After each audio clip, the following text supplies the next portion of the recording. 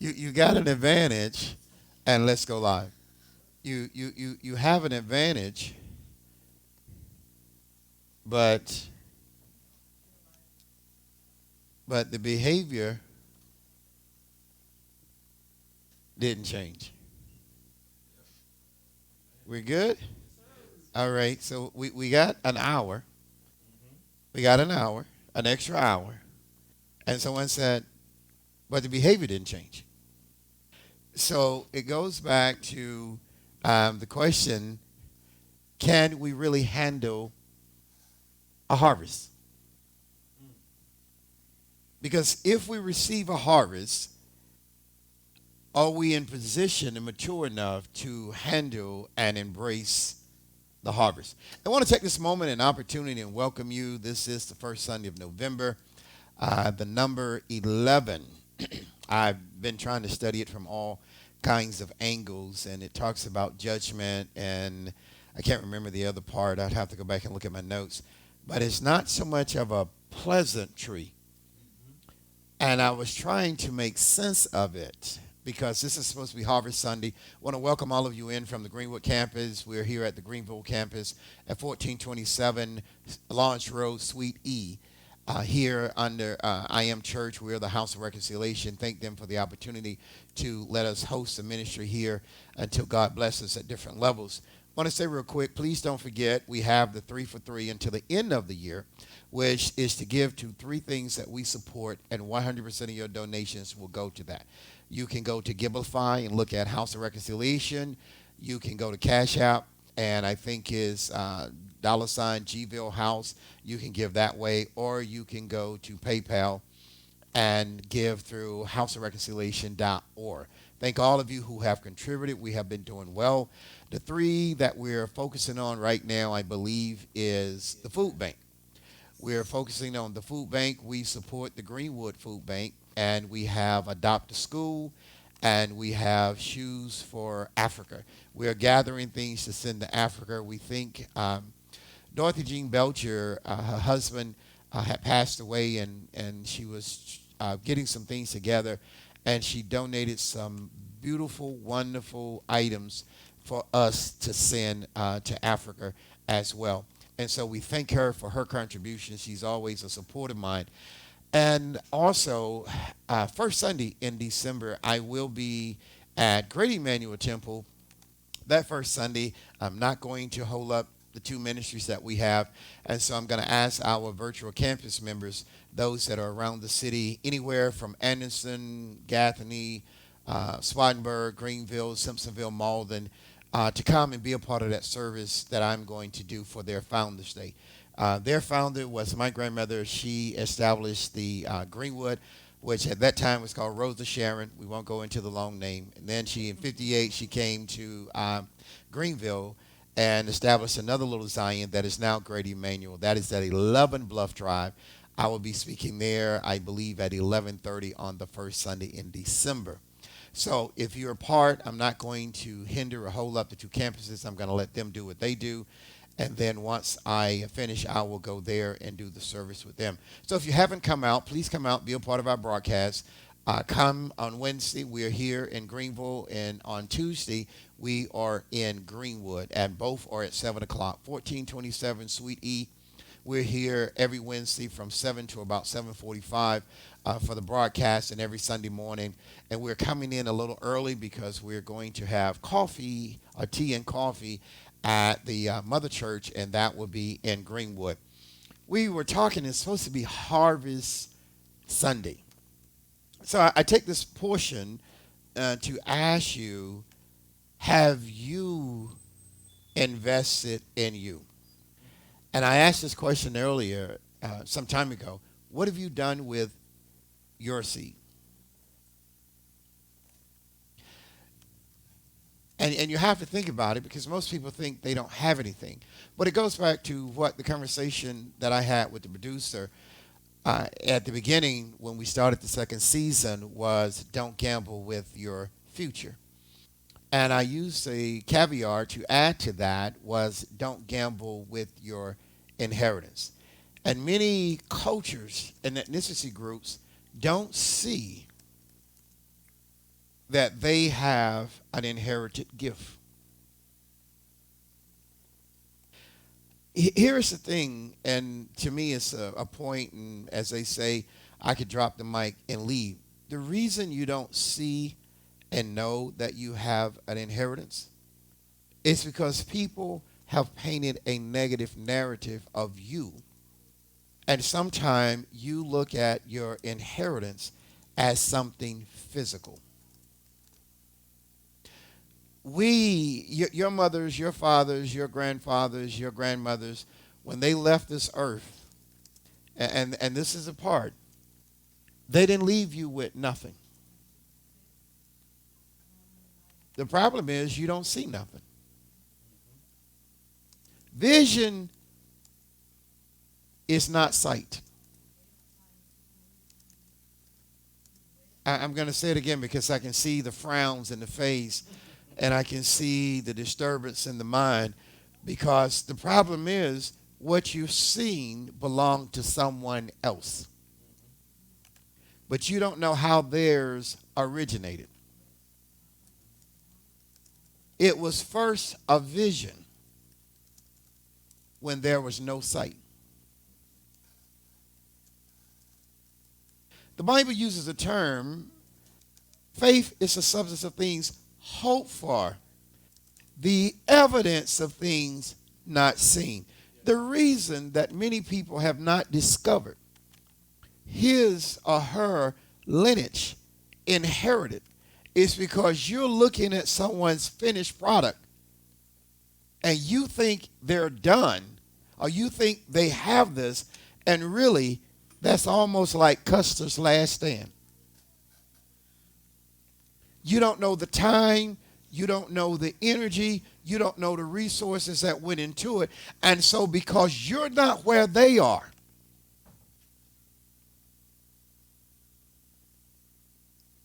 then you don't even discover yours. Either somebody had to build theirs or they took someone else's.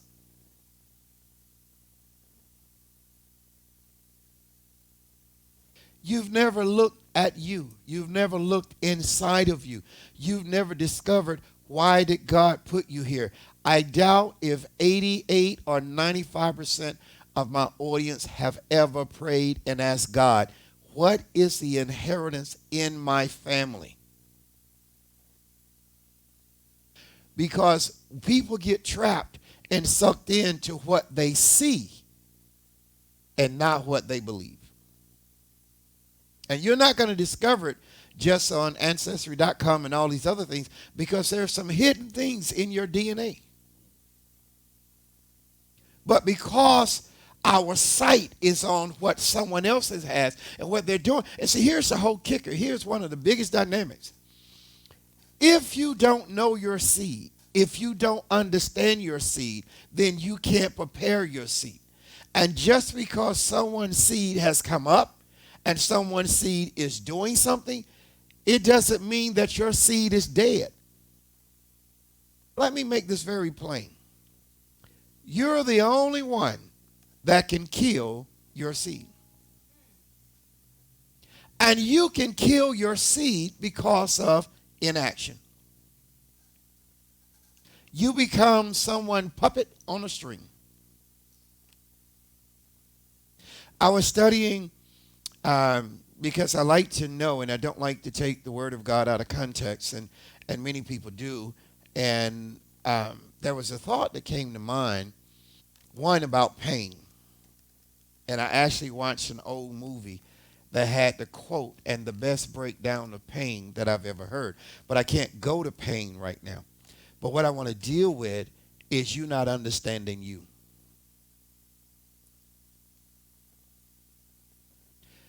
You look at your brokenness, but you don't look at the things and the resources you have to pull yourself together. Because here's the problem. You want a fixed world.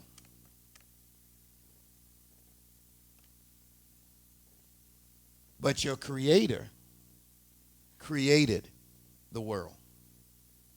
And you are a product of your creator.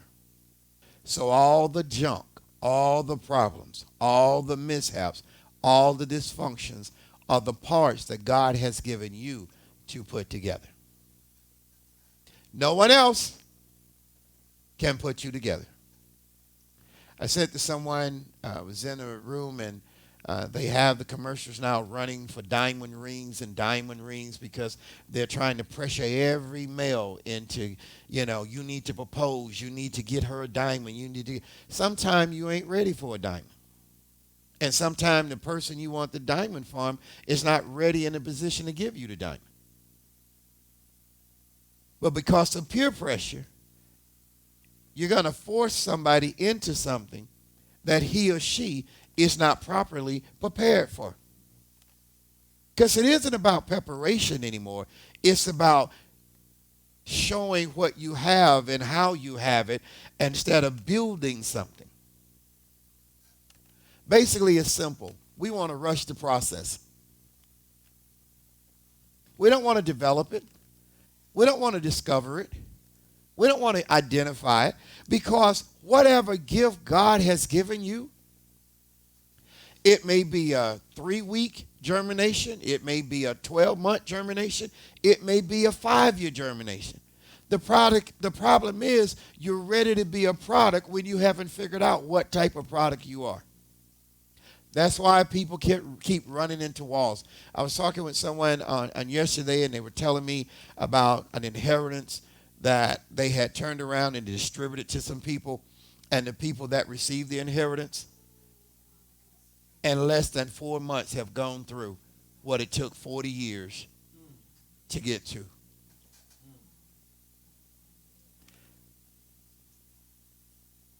And here is something that people had asked on the broadcast, and about doing this and about doing that. The biggest thing you're overlooking is discovering who you are in God. Your degrees, your guns, your houses, your friends, your likes on social media does not have anything to do with the relationship with God.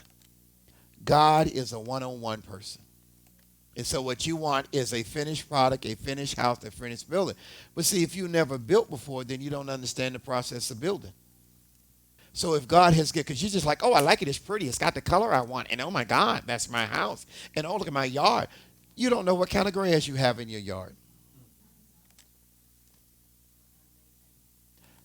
Excellent. Because here's the thing. If you don't know how to prepare it, and you don't know how to inquire it, then you won't never know how to maintain it. Then you can't advance it.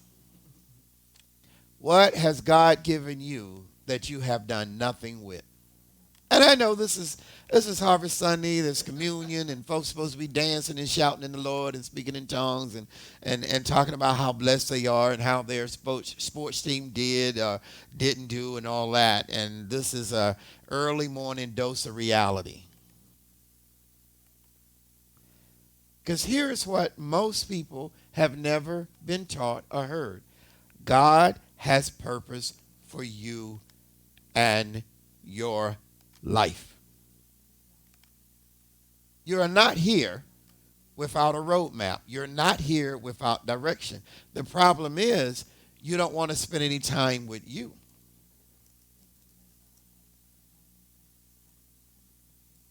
And so many of us are on this diet to where we accumulate all this stuff. Then God has to send the angels in and dial all the stuff, flush all the stuff out of us.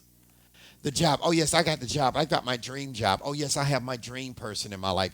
Oh, yes, I have the house that I want. Oh, yes, I have 2 kids, and 1.1 dog, and I have a cat. And, my husband is in the golf club, and my wife is on the committee. And we have all of these things. Yeah, 1.1 dog. Hey, listen, that was the time that people said that. I have 1.1 kid. I have 2.1. Yeah. Yeah. And so I'm not, but the reality is God has a plan for you. Because here's the thing. God is not going to take any of your mess or my mess, God does not want you coming like Uncle Cain and just throwing some up. God wants the purest and the rawest of you. Because those things, my brothers and sisters, are the ingredients. Some has to be extracted, some has to be matured, some has to be brought in. But if nothing goes out, because the first thing medication does, and I'm not a physician, is to get rid of the infection. And many of us are trying to heal and trying to move on and trying to ignore and do without and avoid, and we're still infected. I'm here to tell you briefly, your problems do not lie with God. Your problems lie with allowing the poison and the dysfunction and the bodies in the basement and the violent coaching and the denial and faking it till I make it are the things that God doesn't remove.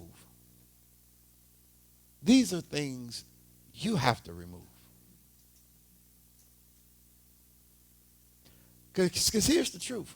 We want to stand around and judge God's work. And then blame him. Oh, God, you didn't do this over here. I don't think you cleaned that up good enough, God. And God's looking at you and saying, you have this equation mixed up. I am the creator. You are the creator. And I hold the life support to life. Let me tell you who the fear. Fear a person that can control your breathing.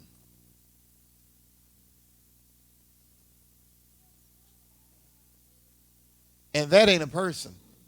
That's God. And when I was getting up this morning, and I don't know why it came to my mind, because there are a lot of agnostics and atheists out, and I ain't mad at any of you all. I have conversation with you guys all the time. I said, but it's amazing we can believe in evil, but we can't believe in God.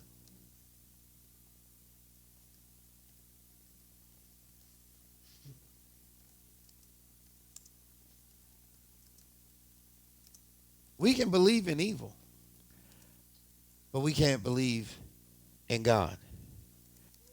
But see, evil comes, first of all, from deception. Then evil takes over and create a nightmare. And in the nightmare, people look up and say, oh my God, that was terrible. Why did you see it in the deception?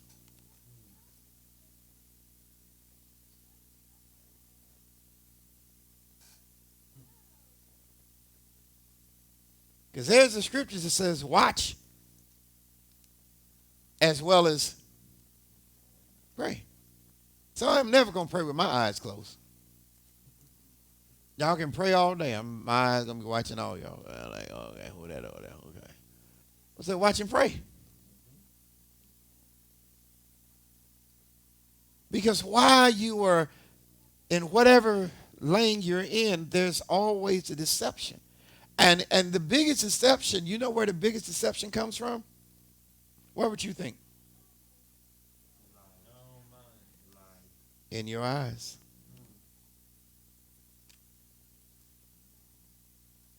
Because your imagination can paint an unreal reality.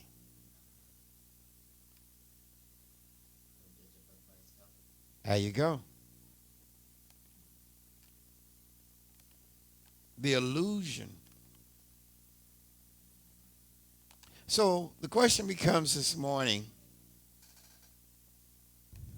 are you really ready? Because we're going to do the winter series, Purpose Over Me. Oh my God, I've started writing that. The first part of that one is going to be, and I want you all to take a deep breath. And I want you to say this with me 3 times. Me, me, me, me, me, and me. Me, me, and me. Anybody know what that means?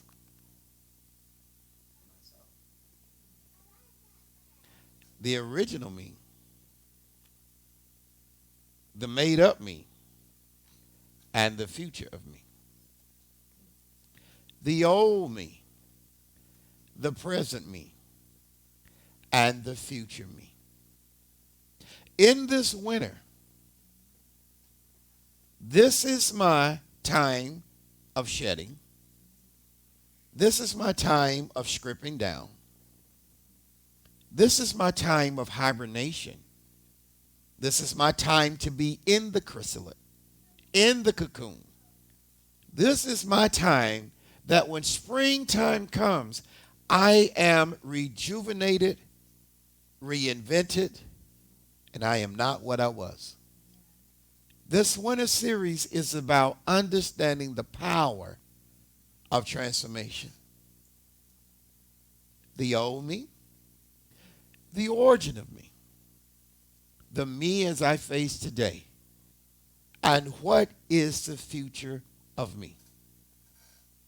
Me, me, me. The selfish me, the controlling me, the insecurity of me, the radical me, the unsettled me. It's not my fault me. Versus the procrastinator me, the self-centered me, the me that everybody owes me. And here is the thing that most people never get. You have the same tools as successful people. It's not the tools you have, it's how you choose to use them. God bless you. I will see you at the Greenwood campus. We'll see you soon.